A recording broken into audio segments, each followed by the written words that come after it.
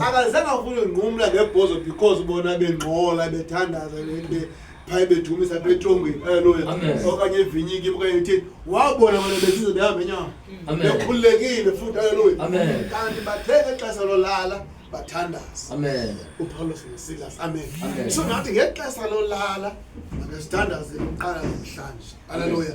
ngexesha kanye iqonda uba yabona ngoku uthi xaka wonke umbulelo lela xesha kanye uthixo alifunayo lo thetha ubuso nobuso nawe ngalo amen kukho into uthi ayicounseling kukho into ethi ngu-one on one amen abafundisi abakho bayayibhuda ngoku avele bathi one on one wethu imali ethile one on one wethu ufumana ikhomba amen kanti laa nto yayenzelwe ukuba kube khona ithuba eliquiet elithulileyo wena nomthunywa kaThixo enziba azokuxelela kakuhle bona ngondithele ngikhawulezisa ndithethe ndingxamile ndithethe amagama abaleka wena ndishumayela ngo-amen but xa kukulaa nto kuthiwa yicounseling le kuthiwa ngo-one on one obhatalisayo ngoku kwakulungisela uba kube khona i-quiet time amen kube khona ixesha kuzocacisela nombuzo nawo kube khona ixesha bakhona uzophendulwa ukucacisela ufundisisiso ucaciselekisise kahle yonke into ofuna ucaciselwa amen that's why ngoNikodimi wakomuyesu uyesu ashumayela lapho wamane phaa ebusuku wachweca ithi iBhayibheli wanyonyoba ayo wamchacha mthuthi abakhoyo wathi wongena kwindlu wayekhona wayefuna intoni quiet time one on one noba nguye noba ngumntwana unobhatala because iBhayibheli waya phaa uNikodimi ephethe imali otsho phaa kuyesu amen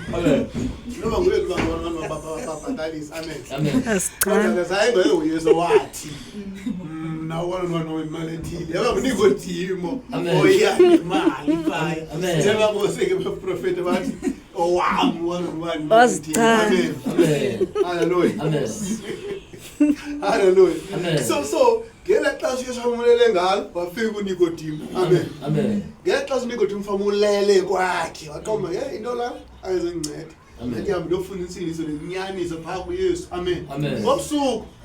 haleluya nangexesha abantu bafuna ukubulala uPaulos